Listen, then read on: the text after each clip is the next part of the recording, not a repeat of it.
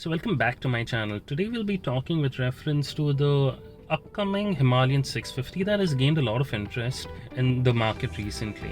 Whatever information you heard regarding it's going to have the same similar engine or a redesigned bodywork or a XYZ name, all of that is bogus, because unless you have a relative or friend that's working in the research and development team of Royal Enfield and they are happy to help you with information that is not supposed to be known to the public, that information is wrong.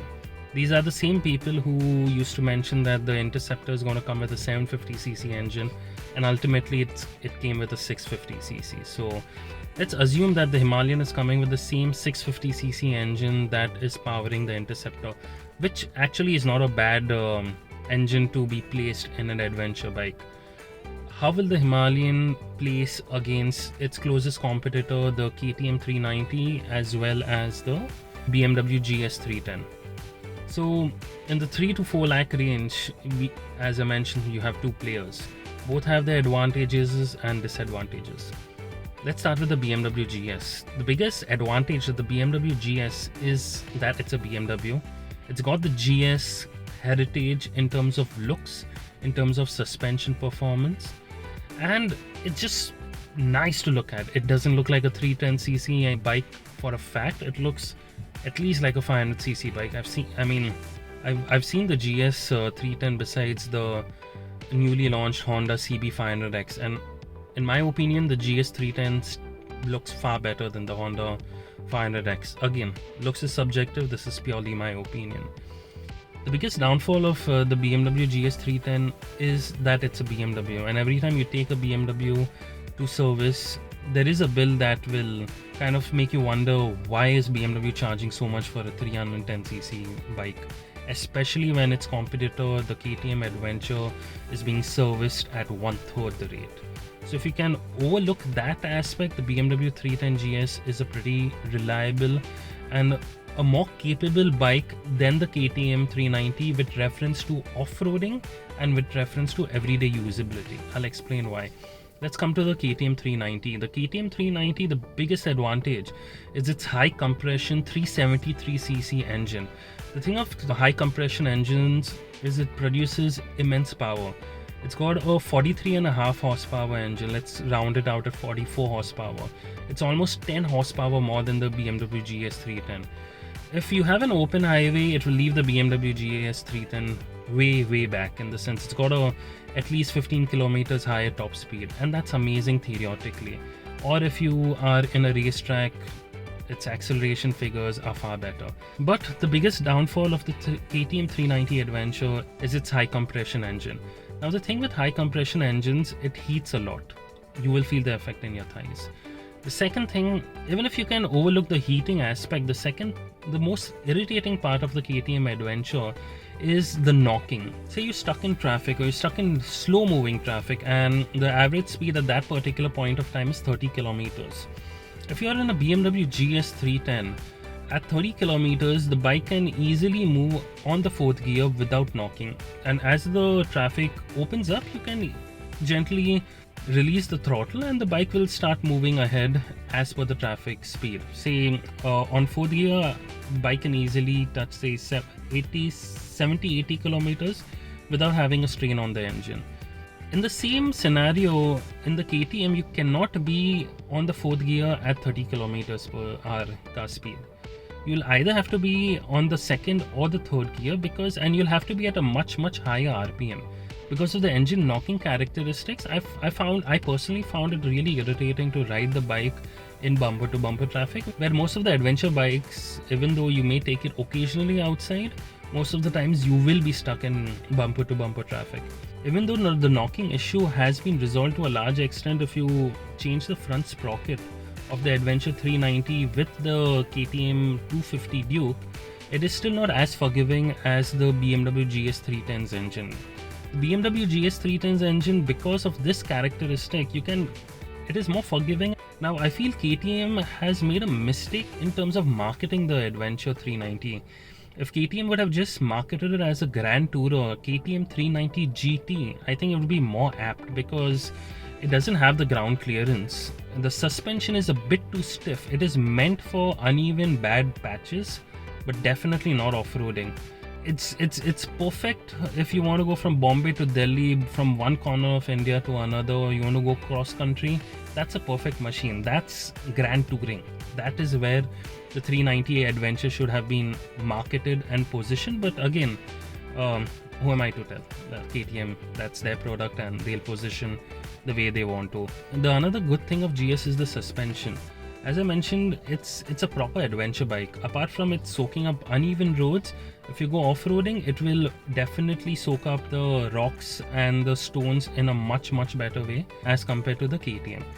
The biggest trump, the biggest ace that the KTM has is the electronics, the display and the features. You just cannot beat that at that price range. Even though the KTM and the BMW are just few thousand rupees apart, the KTM, with reference to value for money, at least theoretically, the KTM makes far more sense. Now obviously it depends on your test drive and your inclination towards which bike you see yourself riding in the foreseeable future, next 4 to 5 years.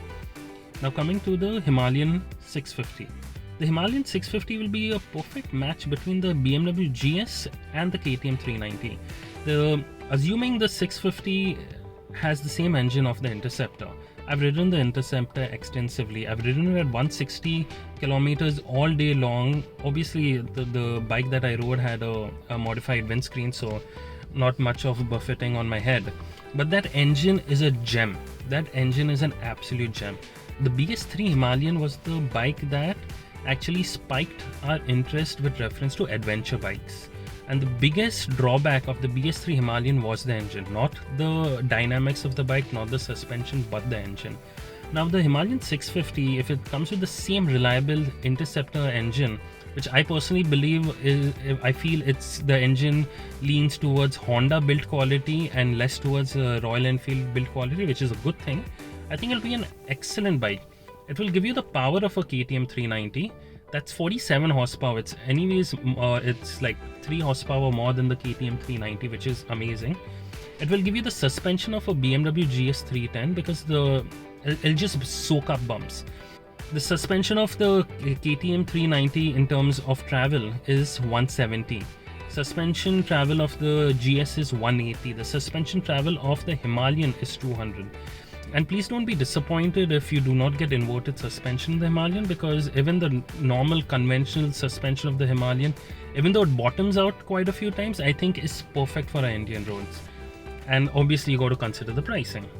So you get the suspension of a GS, you get the power of a KTM 390, you get the drivability of a GS, but because the 650cc engine can be used for everyday bumper-to-bumper traffic as well as off-roading. What I mean by that is it's got an amazing low-end torque. So you can be on 30 on gear number 3 and as well as gear number 4 if required, if you want to push it a bit.